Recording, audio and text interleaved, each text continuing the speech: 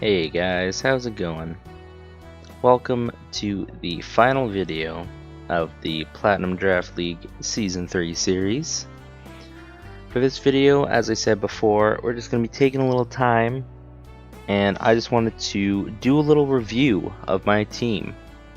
Because as you know, we played over 10 matches thanks to us making playoffs, but I wanted to review the team. Mostly for myself, but also in case anyone who's interested on how I think Pokemon may have performed on my team, or if maybe you're in your own league and you wanted to think about maybe drafting this Pokemon, maybe you wanted to hear some of my personal thoughts upon using it. So I decided to make this quick video. It shouldn't be too long in theory, but I'll try to keep it as short as possible. So basically how this is going to work is I have the mons in the order that I had drafted them. I have the kills they got, how many times they died, and the number of games played, and then I also rated them out of a score of 1 to 10, with a 1 being there's really no point for it, I don't know why I drafted it, to 10 being this was absolutely what I needed and it served its role perfectly. So we have 12 mons to get through. So we'll start off and we'll try to get through them as quick as possible, giving my thoughts. So first off, we have Aegislash. So Aegislash was of course the first Pokemon that I drafted. And of course it was a tier 0, which if you don't know what that means in our league, is basically like we have everything sorted in tiers, where tier 0 is kind of like the best of the best, but it also costs a lot because it uses up a lot of your points, and you have to therefore grab other weaker mons to balance out the points. So we grabbed their tier 0 Aegislash, and honestly, I think this was probably our best Pokemon. Actually, I don't even think it was probably, I think it definitely was our best Pokemon. 8 kills, 3 deaths, and 7 games. Yeah, this Pokemon served its purpose beautifully. It was able to be a strong sweeper. It was able to tank some hits and scare some Pokemon out, which was useful. Yeah, I was able to use it in different ways, like I said before. Like I remember I had setup weeks, I had banded weeks, I had specs weeks, I had weakness policy weeks. So I was able to. This Pokemon is very versatile, and we did abolish the tier 0 for the next season because we just figured to abolish it, but Aegislash was one of the few mons who was able to make it into tier 1 from tier 0. So honestly, I think this Pokemon is great. If you need a strong steel type or a strong ghost type, it's definitely a good pick. But yeah, I really enjoyed it. Oh my goodness, sorry, I don't know what's going on with my throat. But yeah, it was definitely a 10 out of 10 pick. Served its purpose beautifully. Nothing really wrong about it. There's a couple weeks where I feel like it died a little early, but that was mostly my fault. So honestly, I think this Pokemon is near perfect, and if you consider drafting this Pokemon, I would say go for it, because this Pokemon is extremely amazing, and if they allow it in your league, then your league is lots of fun, in my opinion. Alright, so then second up, we're moving on to our Mega Blastoise. Mega Blastoise, 7 kills, 8 deaths, and 9 games played. So obviously, from first looks, it seems like it sort of underperformed because it died more than it got kills. But if you also look at it, it's the fact that I brought it for 9 out of 10 of the normal series games, and I also brought it in both my playoffs games. There's only 1 week where I didn't bring Mega Blastoise. So honestly, I'd say this mon is just near as valuable as Aegislash, but unfortunately it doesn't really put in the same oomph. Most weeks I had to run it defensive, and it would lack offense for killing things. Like I remember a few situations, for example against the Lando T against Lily during our normal season, it didn't really get the kill there. So I'd say if this Pokemon had better recovery, like if it had some sort of recovery move, or if they were to allow it to be Shell Smash, this would honestly be a 10 out of 10. But it's just those few things that set it back that just kind of make it that 9 out of 10. It was still near invaluable. Like I said, I brought it almost every week we played. So honestly, it was one of the best mons for my team, especially for supporting Aegislash, who's really weak to things like fire moves. It was a great supporter. It provides some rapid spin, and it managed to get some good kills. But yeah, I just feel like there's the little things holding it back, like a lack of useful setup and a lack of healing moves that just kind of hold it back just that little bit. But it's still a great mon nonetheless. So next we have our Tangrowth. 5 kills, 4 deaths, and 5 games played. Honestly, I'm going to keep it real with everyone. I think Tangrowth is honestly the second best Pokemon on our team. It was originally a substitute pick because I didn't know what to put for my tier 2 because I had different plans, but it served its purpose absolutely amazing. It really helped us clean up in week 1. It was able to do some good work in the weeks to come. The chlorophyll set against who was it? Oh, the chlorophyll against Dravos wasn't really what we wanted, but it was something we tried. Fortunately, it didn't work out. But honestly, Tangrowth is a great mon. It's a beautiful physical wall, and it has lots of recovery options. Like, it gets Regenerator as one of its main abilities. It gets Leech Seeds. It gets Giga Drain. So this is honestly a much more versatile Pokemon than Blastoise. Obviously, a few things holding it back are, with it being a grass type, it has a lot of common weaknesses. Plus, when you combine it with its kind of abysmal special defense, it can sometimes get caught off guard by a special mon or even a physical mon that just has a special move. So those are a couple things I'd have to watch out for, but honestly, it was a really good mon with its self-sustaining recovery and with its a wide variety of moves. I was able to run it effectively in half the weeks that I brought it. So yeah, I'd say this is honestly probably on the same tier as Mega Blastoise, as you see, 9 out of 10. Even though I didn't bring it as much as I want to, every week I brought it, it felt like a threat, and I was able to do the sort of work that I wanted to do, so I really think that was the best for us. Next up, we have our Bombi. 3-3, 4 games played. I don't know how I feel about Bombi, to be honest. I thought, because on the outset, Bombi seems like a very good Pokemon. Obviously, it was the fastest Pokemon on my team, coming in at base 123, which is incredibly fast. It was a fairy type, so it had that. It had some bug moves as well. It got some coverage and moves like Psychic and Energy Ball. It could run Tailwind to help boost our team speed. It could get Sticky Webs to lower the enemy team's speed. The only problem I think I have with Bombi is it was super frail, which makes sense. If you have a Pokemon that's that fast, it makes sense for it to be frail. But as you saw, most weeks I would run Focus Sash. Well, the weeks that I brought it, I would run Focus Sash just so it didn't get O-Code on the first move. But I would also have to run Boots too, because it's weak to Stealth Rocks. So I'd say this mon is kind of limited. Obviously, if you can find ways to make it more offensive, that would be good. It might have just been me. Maybe I just didn't use the utility well enough. Maybe I just tried to do more offensive and I didn't make good use of its utility moves. But honestly, I feel like Bombi kind of, it did its job sort of well, but I feel like it underperformed in some certain scenarios.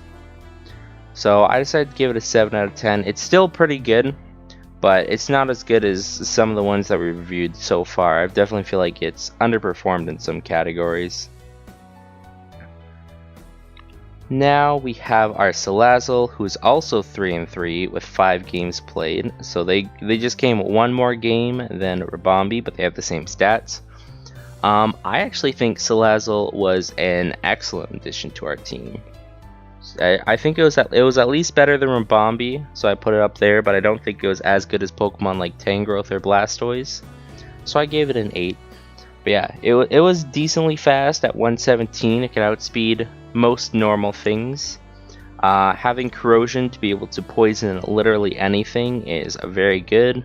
It has strong fire and poison stab.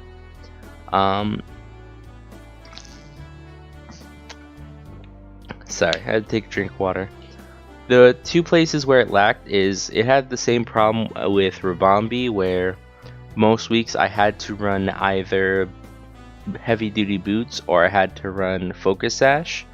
But I was able to change it up some weeks, like for example against Okanai, which we didn't have in here on record, but we were able to run our Black Sludge so we could do a sub-toxic set. So that was pretty fun. So I feel like it has a little more versatility, but in the same regard, it doesn't have a lot of coverage moves. Like, I think in terms of actual moves it gets for coverage, I think the most it gets are things like Dragon Pulse and other weird things that we'll probably never use. So it was an opposition between this and Bombi, but I think that Solazzle was just a little bit better than Bombi, especially since most weeks where I wanted to bring Bombi, it didn't feel like it really fit in the team or was the least performing, and I'd have to swap it out, but Solazzle always felt like it had a place on my teams. So yeah, good Mon, solid speed tier, good stabs. Unfortunately, it has bad coverage and has a poor defensive stat. So you'll probably be limited, but you can make some works with this. So I think it's better than Bombi, but I don't think it's as good as some of the other ones we've reviewed. Now, here comes an interesting one. Hitmon top. 4 kills, 7 deaths in 7 games played. So that means that every week that Hitmon top came, it had died. Honestly, I just think that I feel like Hitmon top underperformed for me. I don't know if it was just the sets I was running or if it was just what I did with it, but I just felt like Hitmontop had underperformed and did not as good as it should have.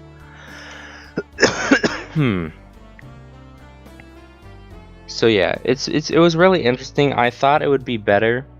It was really my best special defensive mon. Unfortunately, thanks to its fighting types, it lost to a lot of the special attackers like psychic types and fairy types. The weeks I did try to bring it offensively, it didn't really perform as good as I want to because it just sort of fumbled and died pretty early, and the weeks I brought it defensively, it tried to hold its own, but its lack of recovery just kind of had it slowly keel over. It was a decent rapid spinner, I'll give it that, and it did help me out in some situations, but I just feel like overall it just sort of underperformed. I just don't think it performed as well as it should have, and I don't know whether that is my fault or whether that is the Pokemon's fault itself, but I don't know. I gave it a 4 because, like, in my books, like 5 is like average, you know, like it was okay. I could have done with or without it. I feel like I could have had a better fighting type, so I kind of put it a little bit lower than average. But I don't know. That may have just been me. I could just be overreacting, but I just felt like in every fight I brought it in, it was just kind of underwhelming what it could do. But yeah, I guess that's how it goes. Next up, we have Pheasant. Pheasant is an interesting Pokemon. Obviously, it 2 kills, 0 deaths, and it came twice. I only brought it 2 weeks. The 1 week I brought it was against IL Kid, aka Brandon, and I brought it against Yi Wen as well, and both times it was scarfed. It got 1 kill and then just kind of sat in the back. Honestly, I don't think Pheasant is necessarily a bad Pokemon, but it's still a tier 5. Like, when you look at your tier 5s, there's never going to be a tier 5, I think, that you can bring more than like 2 or 3 times each game. Like, if you look at both my tier 5s, I think I only brought my tier 5s like twice. That's because tier 5s are kind of meant to be the bottom of the barrel picks. But they can prove useful. Pheasant did do some good things for us. It was able to, like I said, it was able to get some kills against Brandon and Yiwen. It does get some interesting coverage. It gets things like Brave Bird, Dual Wing Beat, and then it gets some other moves like Night Slash. It does get some utility with moves like Tailwind and Wish support and U-turn. I just think that it's not really the best. I made the joke by nicknaming it as the worst Route 1 bird, but honestly, I think it is the worst Route 1 bird. Like, if I were to pick another one of the Route 1 birds, like Staraptor, or I would have picked Swellow, I would have picked even Pokemon like Noctowl, it probably would have served a better purpose than Unpheasant. But again, it's a tier 5. It was only meant to come a couple times. I still rated it low because it's a low Pokemon. There's no real point to it. It's meant to be low, so I'll put it low. So yeah. If you need something that can defog and you need a potential, what the hell is going on up there? Hold on. Sorry about that. Someone had come to my door out of the blue. We're fine though. Anyways, on Pheasant, it served some purpose in getting a couple revenge kills, but it's a tier 5. You're not going to use it often, but if you need a spare defogger in the back, or you need a spare utility Pokemon in the back, it could be alright. It's not the best, but it can be alright. Next up, we have Miltank.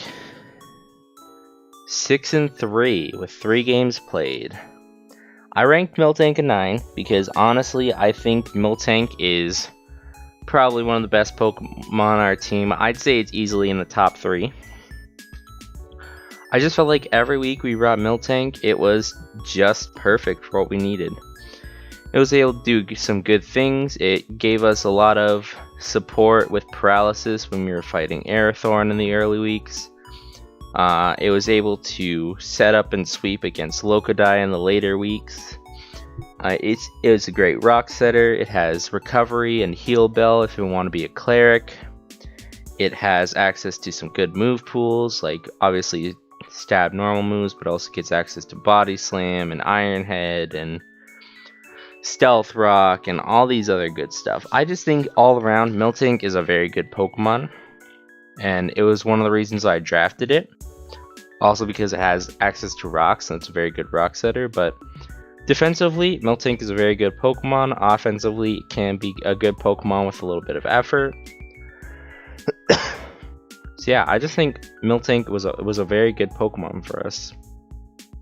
Served its purpose ideally, gave us some clutch wins and some clutch paralysis. So I have near no problems with Miltank, but there are some areas where it was a little bit under. That's why I'm not ranking it as high as Aegislash, because it wasn't perfect like Aegislash, but it was still pretty good. I enjoyed it a lot. Next up, we have our Palestine. 2-4, 6 games played. Palisand's an interesting one. It was one of my 2 only rock setters, and with it bringing 6 games, it came nearly as much, or it came as much as Pokemon like Miltank, and it came more than other Pokemon like Hitmontop. I think out of our defensive Pokemon, it was one of the ones we brought the most, which is why I think it should be rated higher, but each week it just kind of felt like it didn't do that much. Like, obviously, it's physically defensive, it gets access to Stealth Rocks, it can use Shore Up, it's a ground type, which makes it good for countering electrics. Gets some good coverage moves with things like Scorching Sands, Stealth Rocks, I said Stealth Rocks already, Stone Edge, Shadow Ball. I just feel like that it kind of underperformed, but then again, it was one of the Pokemon I had to bring the most, so I feel like it still did good, but I don't know, it's an interesting Pokemon.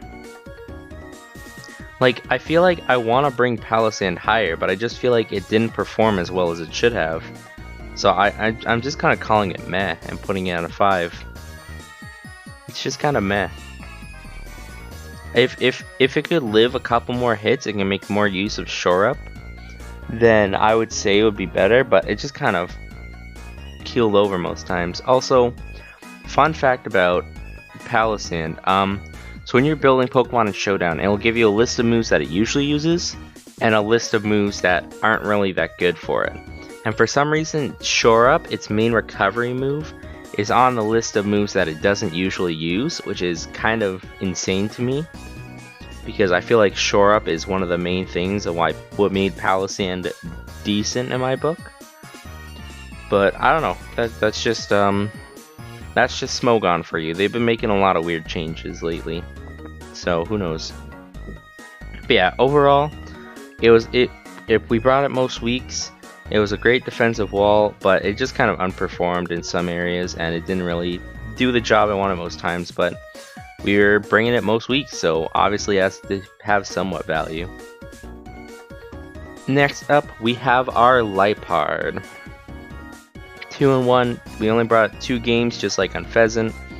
I ranked it a little bit higher than on Pheasant because even though I kind of made jokes that it kind of ruined my game in the week we fought Okanai the first time, honestly, I think overall it is better than Unpheasant. It gets access to Prankster, which you can use for things like Taunt to shut down Setup and Thunder Wave to shut down fast Mons. It does get some decent moves with things like Foul Play, which we used to great effect in our last week of the main series. It gets some other moves in there. It can have access to U-Turn with a decent speed stat. But yeah, I think overall, Lipard is a fine pick. Prankster really helps it a lot. But again, just like on Pheasant, it's tier 5. It's not going to be brought often. Like I said, most tier 5s you'll only see bring twice or 3 times. Tier 4s are a little more useful, only by a little bit, but yeah. Tier 5 is just kind of the bottom of the barrel, but you can find some uses for them. So I kind of put it at a 4 because I think it was definitely better than Unpheasant, but I don't think it was, just because it's tier 5, it's not something I can bring often. So I ranked it sort of in the bottom half of the things. But yeah, that's overall my thoughts. It's kind of a meh Pokemon if you want something to Prankster and you want something to set up T-Ways, or you want something to taunt and stop setup. But overall, I think there are much better Dark types and there are much better Prankster users out there that you can grab instead. Next up, we have our Alolan Raichu. 3 kills, 3 deaths, 3 games played.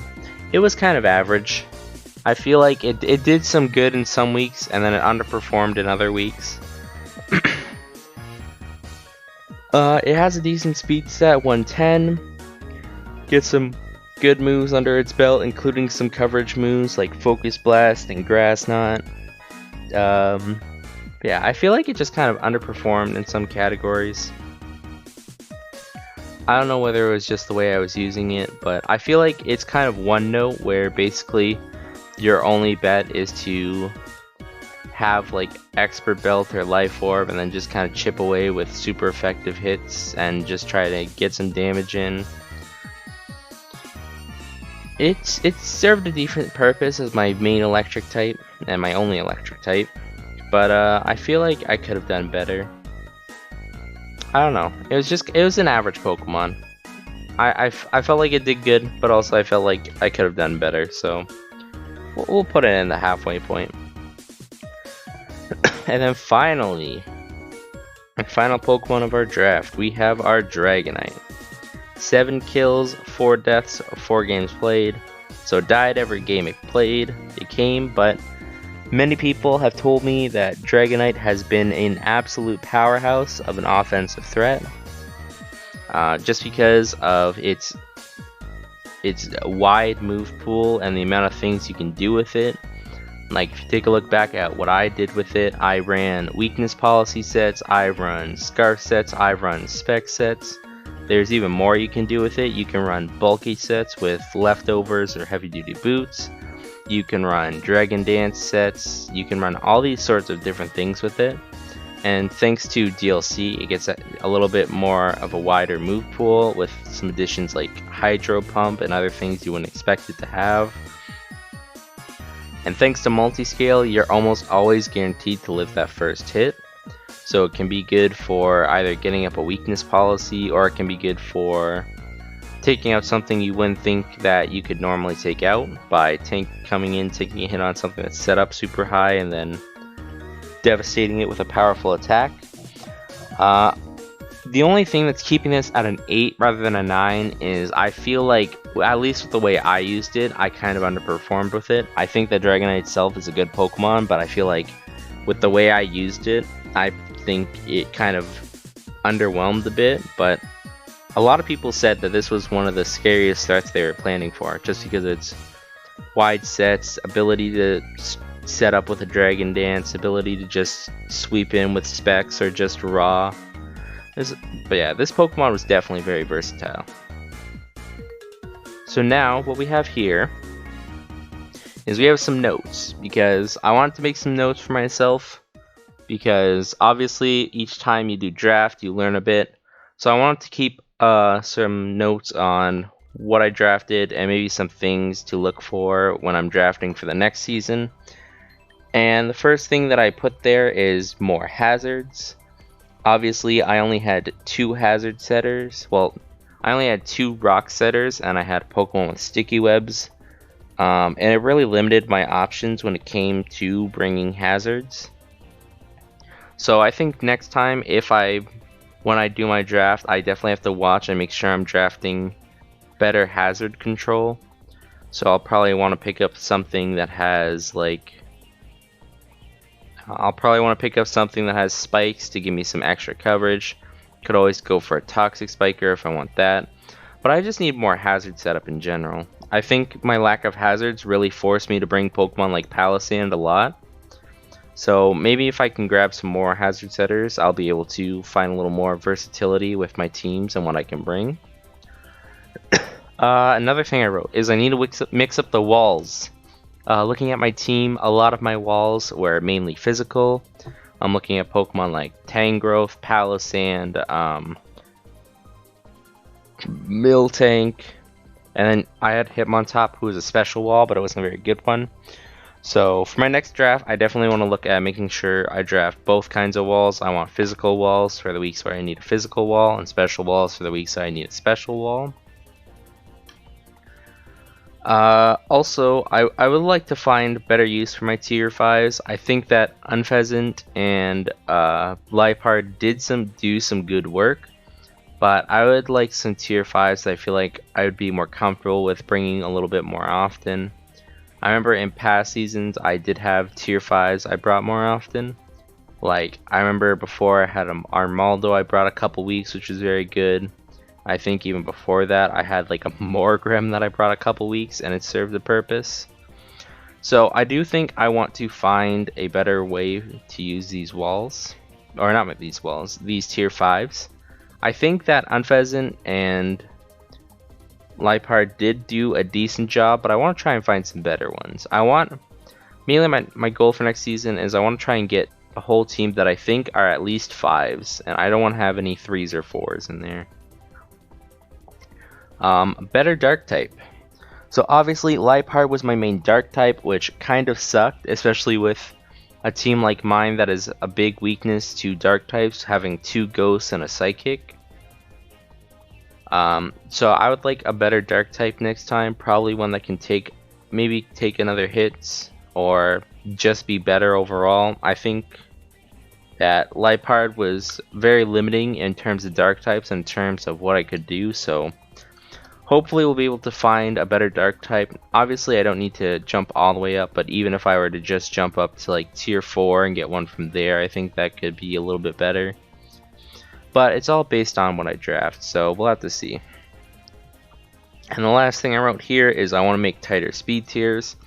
Obviously, I think my speed tiers for this season were probably the best. I think this is the fastest my team's ever been. I think most times I used to cap out around the 115 mark, which is pretty average, but this time I was able to get a 117 and 123. I do want to make them kind of tighter though, because there were some areas where my speed tiers were kind of lacking. Like I think around the area between, what was it? I think Pheasant and Dragonite, there's like a big gap there that I would try to fill next time. And maybe that would mean drafting less slower mons and just getting more average speed mons. So we'll have to see from there. But yeah, those are just kind of notes for myself, but I decided I'd read them out for you guys. But yeah, that's all there is for this video. So coming up, I've read your comments on the last video where I asked for your input.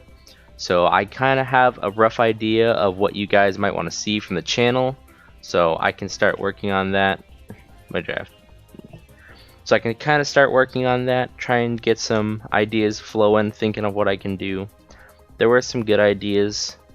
I guess I just have to decide whether I just want to stick with the Pokemon content or whether I want to try and move on and do some other content. But we'll have to see. So yeah, thank you all for watching this series. It has been so fun for me to make, and I hope you have all had lots of fun watching it. And I look forward to seeing you all here again for Season 4 whenever that happens next year. But until then, make sure you guys have a good day, good evening, good afternoon, whatever time it is for you. And I will see you all in the next video.